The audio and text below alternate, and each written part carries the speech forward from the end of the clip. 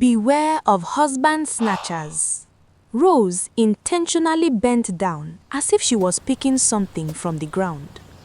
Ben, who was passing by, mistakenly glanced at her and froze. What he saw lingered in his mind long after Rose quietly walked away. From that very day, Ben couldn't stop thinking about her.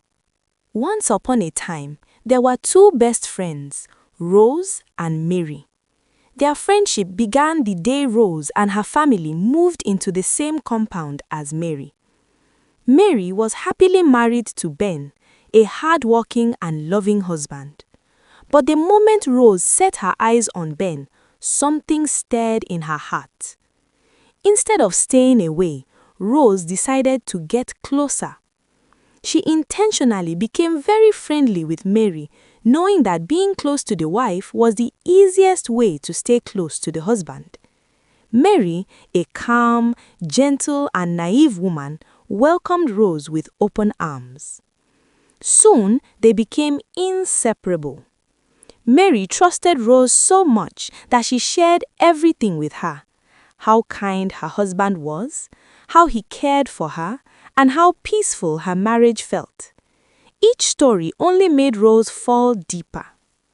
Rose was single, and before long, she found herself secretly in love with Ben, though Ben had not yet noticed her intentions. Sometimes, when Mary went to the market, she would call Rose to come and stay with the children at home while Ben was around. Rose never refused. But Rose always came with a hidden plan. She would arrive with 2 sets of clothes. The moment Mary left, Rose would change into clothes meant only for privacy. She would claim she wanted to mop the house, and slowly, deliberately, she would walk around the house mopping, especially Ben's room. That day, something changed. When Mary returned, her first daughter quietly pulled her aside and said, "Mommy, I don't like that auntie. I don't want her coming here again." Mary smiled and brushed it off. "Keep quiet," she said gently. "You don't understand anything yet." But the child had seen what her mother could not. Part 2. A few days later, Mary broke the news to Rose. "My grandmother has passed away," she said sadly. "I'll be traveling to the village with my children since they are on holiday." Rose consoled her on the outside, but inside her heart leapt with excitement. "This is my chance," she told herself. Ben would not be traveling with his family.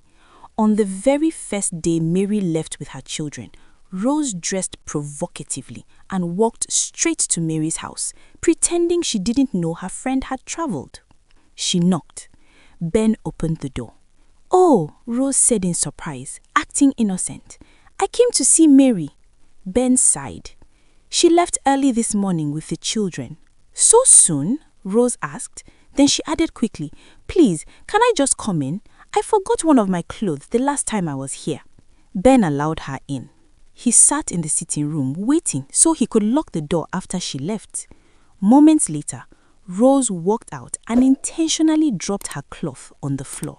She bent down to pick it up. Ben saw her and froze.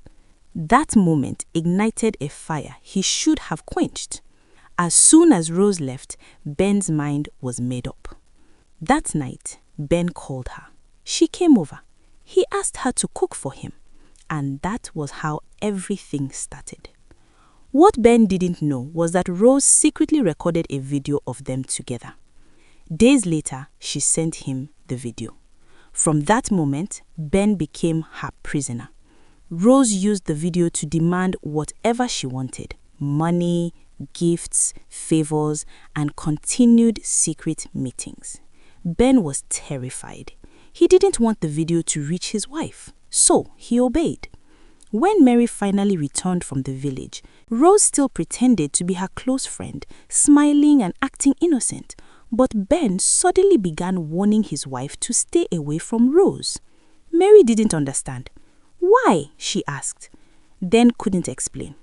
One day, while Mary was using her husband's phone, a message popped up. Meet me at our usual hotel tonight.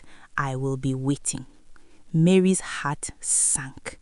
She confronted her husband immediately.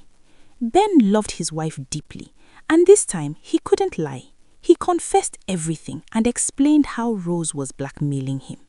Instead of shouting, Mary stayed calm. Together, husband and wife made a plan. Inside the room, Rose stood in nightwear, smiling, waiting for someone else's husband. She froze when she saw both of them. Mary confronted her, but Rose laughed and said coldly, "You should be ashamed of your husband, not me." Without saying a word, Mary grabbed Rose's phone, smashed it hard on the floor and threw it away. "Now," Mary said firmly, "let me see how you will threaten my husband." Rose stood speechless, covered in shame. Within days, Rose packed her things and left the compound. Ben knelt down and begged his wife for forgiveness. Mary forgave him, saying quietly, "I also made a mistake by bringing someone so close to my home without truly knowing her heart." Here is the moral lesson. Not everyone who smiles with you loves you. Guard your home and your marriage wisely. Temptation is powerful, but self-control is stronger. And betrayal often comes from those closest to you.